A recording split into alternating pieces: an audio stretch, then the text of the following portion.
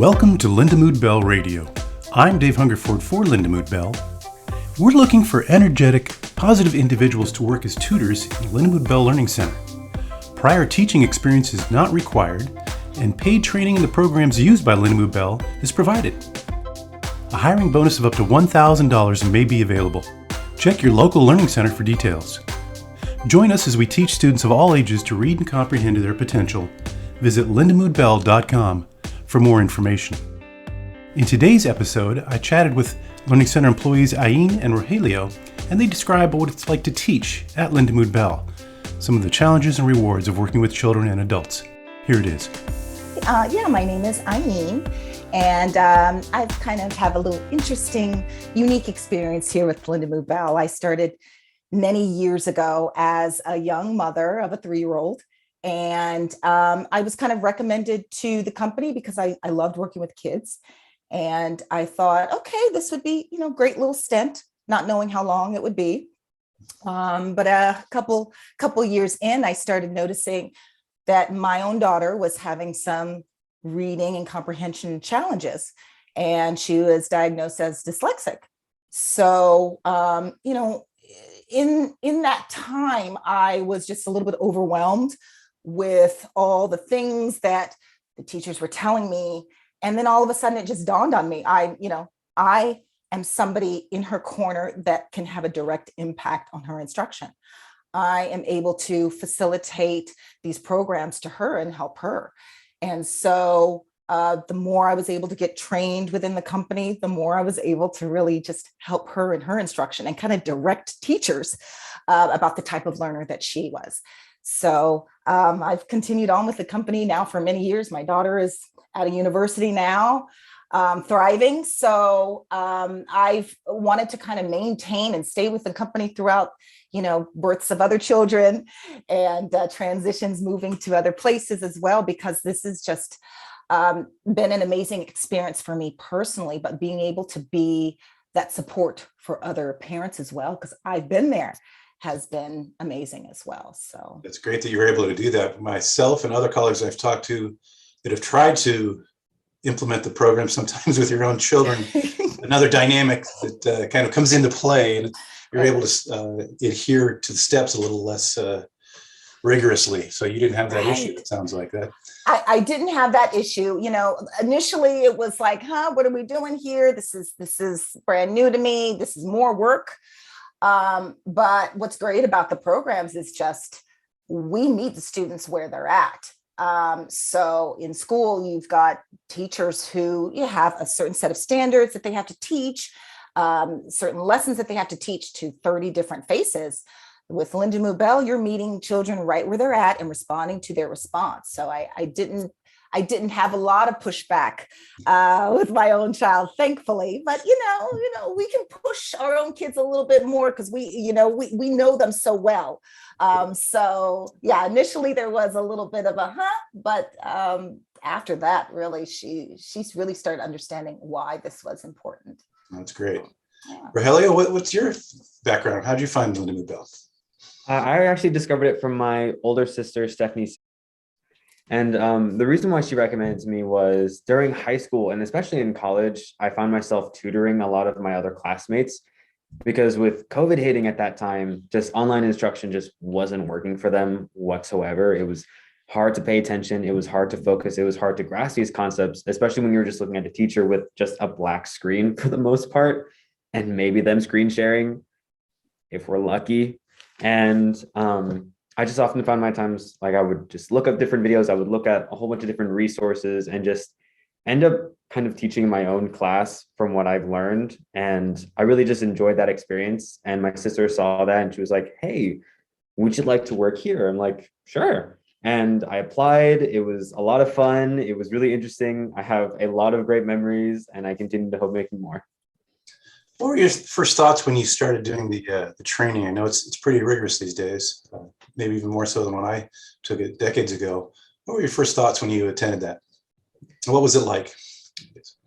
Outside of everything, it really helped that I had my own sister there. Not necessarily start training me, but I could, after the videos or after the live training, I can go to my sister right after and be like, hey, I'm not sure I entirely get this. Or can we like do a practice run? I would constantly be doing practice runs with my sister at home, just so I felt comfortable the next day, being like, cool, I got this. And it was a lot of weird, giggly moments where everything felt a little bit strange, but I knew that the more I practiced it and the more I felt confident, the more that my students would see that and reflect, wow, this is good instruction. So it really just came down to my own confidence level more than anything. Ain, do you remember your first student other than your daughter? Well, it's interesting that, yeah, I do remember my first student. And just like Rogelio was saying, it's that kind of initial shock of, okay, this is a real student here. Okay, now it's time for us to kind of implement all this stuff that we've learned. And it's nice to have that practice back and forth. It's nice to have that extra, okay, let's do a mock session. And I remember going to my consultant as well as my ACD saying, okay, can we do a few more of these? Because when I was, initially with the student, I was so nervous, my heart was beating, and, I want to make sure that I'm doing the right thing. And the program was really great about, okay, let's throw you in with some teachers to do a mock session. Let's go. Let's see what that's like. And I find myself doing a lot of those now with new teachers too. I don't mind. It's like, we want to be able to make sure that everybody feels comfortable. And you always plan for every possible response, and yet students can come up with something you haven't thought about, right? For sure. Oh, that's the crazy thing. It's like, even though I've been here for many, many years, there's a constant surprise. There's little curveballs that they throw at you, and that's nice.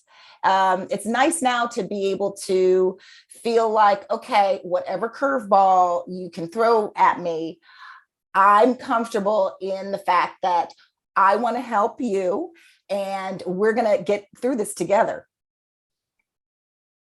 Rogelio, let me ask you, do you have a program that's a favorite? Definitely VV. Me too. Why is that though, for you? I just love seeing a student's picture, and just when they finally like start forming that pictures and they just go like, wow, and everything just kind of clicks, everything so well, and they just enjoy the process a lot more. When a student gets that freedom to picture these things, especially with like a picture to picture or a known noun, it's a lot more fun. And I'll explain to those that aren't perhaps trained that are listening, visualizing, verbalizing is our program for comprehension and thinking. And it works through kind of a conversational approach of a student will read a sentence and we'll ask them what he or she is picturing. And we establish that picture. So we work to create this imagery that matches the words of text that they're reading or hearing. And that, as it gets larger and larger chunks of language, allows them to understand and process concepts, create what we call concept imagery, that allows them to better understand things. And it's life-changing in many ways. For a lot of students, we've certainly seen big changes when you can help somebody learn how to think and comprehend better. Ain, do you have a favorite? Well, I'd have to say the Seeing Stars program is my favorite. And probably that dates back to, my daughter, in order for her to get access to picturing, she needs to be able to read the material. And so they're very clear steps about learning to, picture letters and process letters, and then be able to then sound out and decode, and then be able to process sight words, and then move on to reading in context. All of that, I feel like the steps are super clear, and students can really see the progression through the steps. So yeah, that's my favorite. Just being able to access and read a book. I mean, that's awesome. And I'll give a nutshell for that too. Seeing Stars is our program that helps develop decoding and spelling and fluency skills, again, based in developing imagery. Let's talk a little bit about online learning, because it's kind of a hot topic right now. Mm-hmm. We've gotten a lot of positive feedback. Schools have gotten mixed reviews, I would say at best. Yeah. I have a son in university that spent a year home, just taking classes out of state. And Rogelio, maybe you even experienced it firsthand since you're a recent college graduate. What was that experience like? And maybe you could compare what you're doing now at Lindamood-Bell versus how you received it as a student? Receiving online education as a student was unfortunately awful. Oh. It wasn't engaging. It wasn't at all what I wanted it to be. And it makes sense. We didn't have that one-on-one time that we needed. We couldn't see a teacher's face and they typically wouldn't see ours. And it's a lot harder to read that room and to understand what a student can understand when a teacher can't actually see your face. And it's just, there was a huge disconnect, especially when you're in your own home and in your own house. It's so much easier to get distracted. And I think what something that Lindamood-Bell does so much better is engaging a student, is learning how to adapt to the student's need, especially because it's one-on-one, or even in our group sessions for LBA, we're a lot better with learning how to engage a student, how to get them to interact and actually get their screens on and just get them moving, and just learning to just engage a student. Whereas at least in universities and in high schools and likely middle schools that are doing this online education, they just don't seem to know how to do that yet, which is likely they're not experienced with it. They just don't have the tools, because with Lindamood-Bell, we've been doing online education for a lot longer, and we understand the importance of games, the importance of engagement, and the constant necessity to always be building rapport. Did you have classes that were like pre-recorded? A teacher would pre-record a video and just show that and you watched it on your own time, or were they at least a live sort of a lecture type experience? What was it like specifically in those classes? I actually had a couple different experiences. Some being pre-recorded from last semester where they would literally just show us to us. Others, it would be a live session for only 30 minutes or so, where we would ask them questions. And even then, I did have a stats teacher who I would ask a question and he would deliberately just say no, which was quite unfortunate. Yeah, it was awful. This was the class that I had to teach essentially to all my classmates. And so honestly, my college experience, at least in order to be successful, really relied on the students to be very proactive. The teachers were not going to hold your hand, which I know they say that all the time in college, but here so more so than ever. It really relied on students to really pick up really this lack of these teachers who weren't allowing us to ask these questions, unfortunately, or be able to explore these concepts to, want to get us to engage. We would ask these questions, and oftentimes I felt like a teacher just wouldn't want to receive this information, wouldn't want to be able to do this quick bounce back that Lindamood-Bell employees love to do. Where if a student doesn't have a picture, we're more than eager to be like, cool, let's dive in. Let me show you what this is. Because we're excited too. We get to learn a lot of cool stuff when we're here. But at least a lot of teachers in that university or in high school, and again, likely in middle school too, they don't have that same need or want to just bounce back. All right. Ain, what's your experience with the online instruction been? Well, it just has been really seamless through the pandemic. I mean, just like Rogelio was saying, we already had kind of online learning up and going and running well before the pandemic. So when it was time for everybody to kind of go online, we were able to do that in such a seamless fashion that everything went off without a hitch. And with my own kids, I definitely noticed that when they were going online, the teachers are really just learning how to manage the platform themselves. So we would go from, like Rogelio was saying, recorded, messages to then, okay, I'm going to be live with you for 10 minutes. And okay, what is this Google Classroom thing? Okay, no, now we're going to switch to this other platform and go to this. Well, no, we're going to go back to this. So it was a lot of back and forth. And I found that because I've had so much experience with online instruction, me being able to toggle through those different platforms and teaching my kids was quite easy. But there still was a level of them the teachers themselves trying to get used to it. So, Were you able to keep their attention? If you had, 8-year-olds are going to wander a little bit. Right? It's hard. It was hard. And definitely we've been able to manage since, but there's just a level of like, okay, we're going to have to try to situate this. This is a new way of learning. Let's go ahead and sit you down, get you going, get you to understand how this is going to work. And like I was saying, we had already done this with students. So that one-on-one back and forth, that engagement, being able to see the students' faces and what they're up to, and we can respond to their response was super seamless. super seamless. So for them, unfortunately, there was some time, there was some missed frames within their education. But yeah, for us, this, being able to work online with students was quite seamless, and a lot of parents actually sometimes prefer it. This is what my student is really thriving in. So let's keep this going.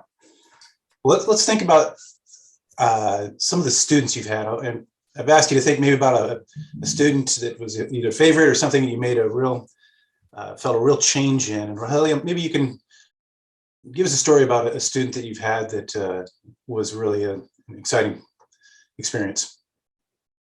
Oh, I have definitely a couple, but I think this will probably be one of my most memorable students, just because it was probably when everything just felt so right working here.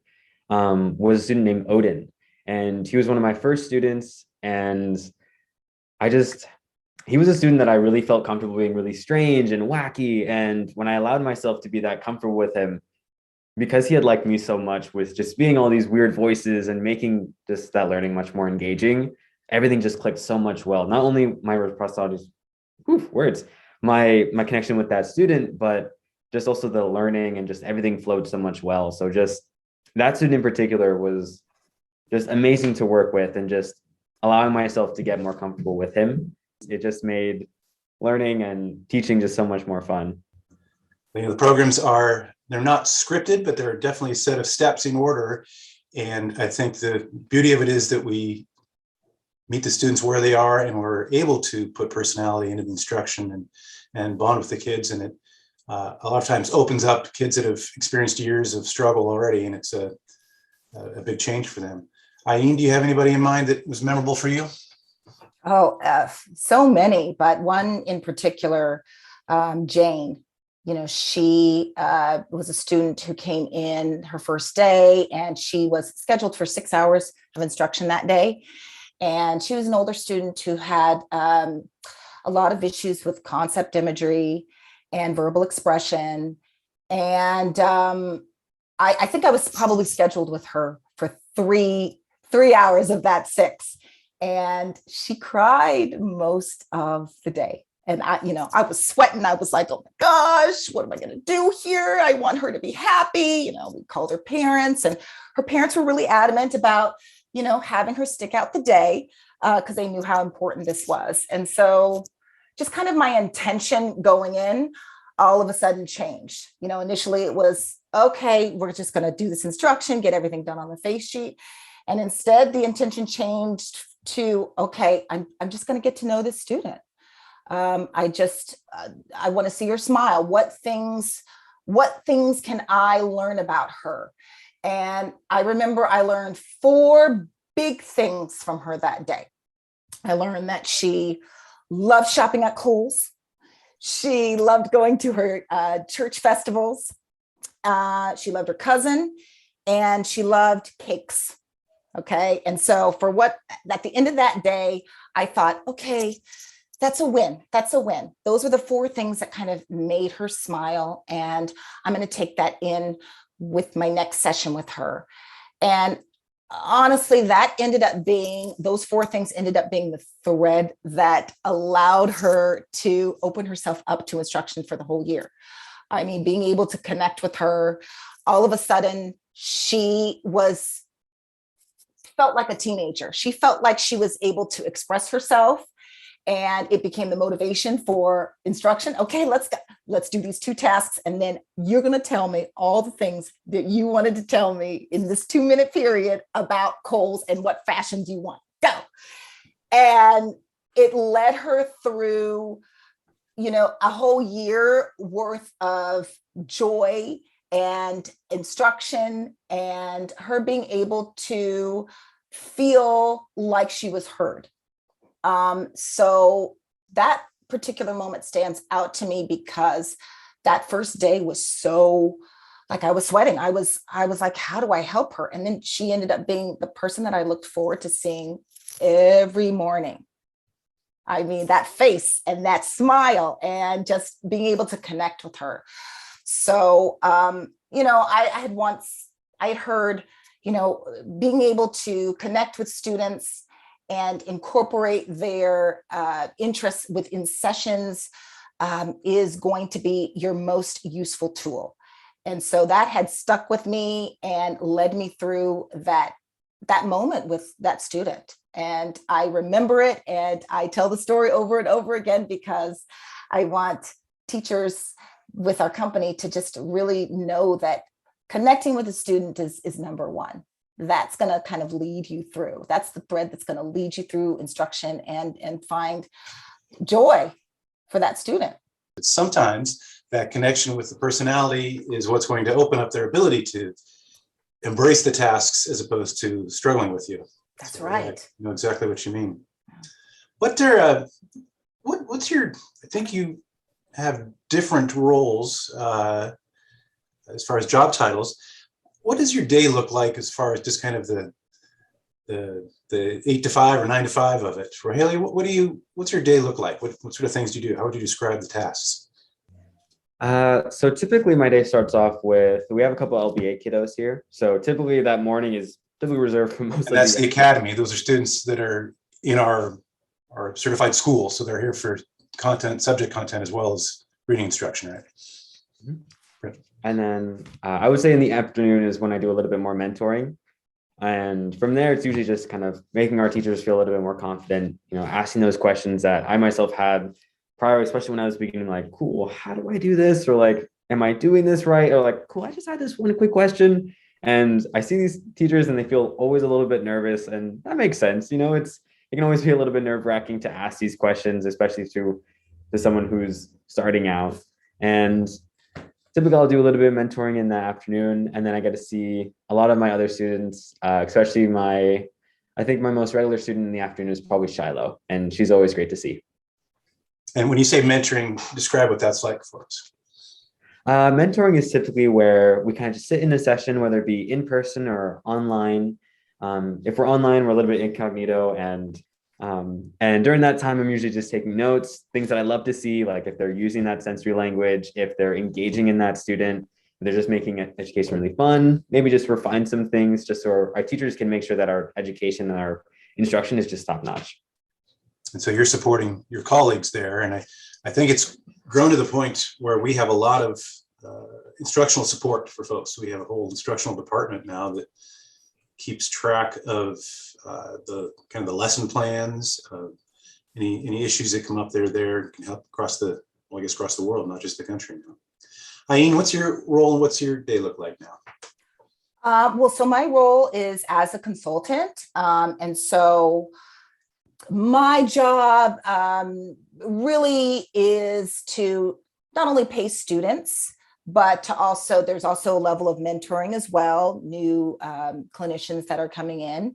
And I'm also updating parents and making sure they're very clear about the goals that we have set for the students and how well the student is doing as well. How often do you meet with the parents? Every 2 weeks, at least every 2 weeks. And what's great about that is not only are they getting updated from me about what their child is doing, but they also get a chance to observe their child in session with a teacher. And that's really great because they see how they're responding to instruction. And it's their time to the students' time to show off and do their thing. And I really love doing those because parents can immediately see the change in their child, just how they're responding and how verbal they are. So I really love doing those. So, and then I'll do some collaborations with teachers as well. So as children are transitioning back to school, or maybe they're ending their instruction, we'd like to collaborate with teachers so teachers also know the progress of the students, or any insight that they have into observations that they've seen with the child. And we collaborate and try to make plans. And, this isn't something that just kind of ends as soon as the child ends instruction. We definitely want to keep up with the student and help them to continue on with their progression. And any feedback that we have or that we can give to people to help them instructionally is ideal. That's right. For a lot of kids, it's a challenge to take the processes they've learned here and then they get back in the old environment and apply that to a way that's maybe not directly supported through the teaching. They're not teaching using our approach. And so they have to be a lot more independent to do that. Let me ask you both, do you have a favorite trick you like to use for a difficult student? Favorite? Well, a lot of kids are really motivated by the stars on the star cards. They love, being able to see that they are checking off those numbers on that star card. And I use it for my own children as well. Okay, you finish your star card, then you get to pick a prize from the prize box, or then you get to collect as many of these as possible to apply to a gift card to wherever you so desire. Those are really great motivational tools. And I love being able to go in and say, you know what, you did so great with me. Don't tell anyone, but I'm going to give you an extra 10 to 15 stars on that star card. Don't tell anyone, but you know what, you deserved it. And they feel like, okay, I'm getting a little something extra for performing in front of teachers. The secret's out now. Secret's out. Sorry. Rogelio, do you have a special go-to? I definitely love using the star cards, and something I really like to use as well is, at least here in the San Francisco Center, we tend to have really specific motivators for students. For example, for one of our students, Yazane, who I'm not sure if you guys are familiar with, we have this butterfly motivator where, after each task, we get to put like a little cool little butterfly sticker on our online little chart. And at the end of it, she can get a decoration for her room or whatever it may be. And she, at least at one point, she was really into butterflies. I haven't worked with her in a little while, so I don't know if that's changed, as her interest has changed a lot. But I just love being able to just hit a student's target desire really quickly, and just being able to know what they want and how to get it, and just being able to visibly track it is always great for a student to see. What are some of the takeaway positive things that have affected you, not just the student, but how about yourself? Has there been anything you've gained from this work? Oh my gosh. I've gained so much from this work. I mean, I think it probably does more for me than it does for the children, because you're actively seeing their growth. You're actively seeing that they are being able to access. And like I said, because of my own past, being able to serve as a support for teachers or for parents who, like you had said earlier, this may be their umpteenth intervention that they have tried. And students tend to come in with that block. Okay, here's another thing that they're going to try. I'm scared to be wrong. So being able to see students put down those walls and not be afraid to try and not be afraid to be wrong, because then we can really target their instruction. We are seeing what they are making mistakes on, and being able to help them refine and monitor, and then ultimately self-correct, and then ultimately, be able to get what they need out of the story or get what they need out of the sentence. That is super rewarding. And like I said, I think it does more for me because I see that I'm helping someone, I'm guiding somebody. And I think that's a really beautiful thing. And being able to pass that on to somebody else who may want to help others as a result of that is wonderful. That's why I've continued with this line of work for so long, just because I am able to help somebody. And I was able to help myself. This company was able to help me to help my own child. So yeah, it's brought me a lot of joy and purpose. So great. Rogelio? I would definitely say a lot of similar reasons. And just to go a little bit further of what is done for me in particular rather than, I guess, my students, just because she's already done such an amazing job of describing what it has done for our students. You're going to see me refer to this a lot because I'm not sure if you guys know this, which I don't imagine you would, as that would be a little bit strange. But growing up, I was diagnosed with something called an auditory processing disorder, which you can imagine, in this case, auditory processing and disorder being challenging to learn in a primarily expressive classroom where they're talking to you rather than giving you visual examples. So seeing an education program like Lindamood-Bell, teaching you how to visualize and teaching you how to interpret and picture along with these stories, that for someone growing up like myself, it was very difficult to do so, gave me just so much hope and just made me so happy to see, because growing up, I didn't get that. And it was just amazing to be able, at least on a teacher's side, to just teach that and to be there every step of the instruction and to see that student get that, what I at least like to call an aha moment, where they're just like, yes, this makes sense. They're excited to come back, where typically you're always going to see a student in the beginning be a little bit nervous, maybe a little bit standoffish. And then eventually they just come up to you like a buddy. They're like, wow, cool, I get to see you again. And they just come up, they roll up, they're having fun. And having moments like those is just absolutely rewarding. There's no feeling like it. And just being able to do something for other students that I couldn't have done so easily for myself, at least when I was their age, being that young elementary school student, is just the world to me. Great. Well, thanks for sharing that. No, I really just wanted to say to Rogelio, thank you for sharing that. Like, that really moved me. Yeah, that really moved me. Thank you. Sorry. Well, I'll wrap up by thanking you both again and for your time today and your insight. And again, I'm very proud and honored to have colleagues that are so articulate and care so much for other people that are really making a difference. So thank you both for your time. I really do appreciate it. Thank you, Dave. This was really nice. Anytime. Thank you. And thank you for listening. Learn more about us at lindamood-bell.com. You can also find us on YouTube, Instagram, Facebook, and Twitter. We are Lindamood-Bell.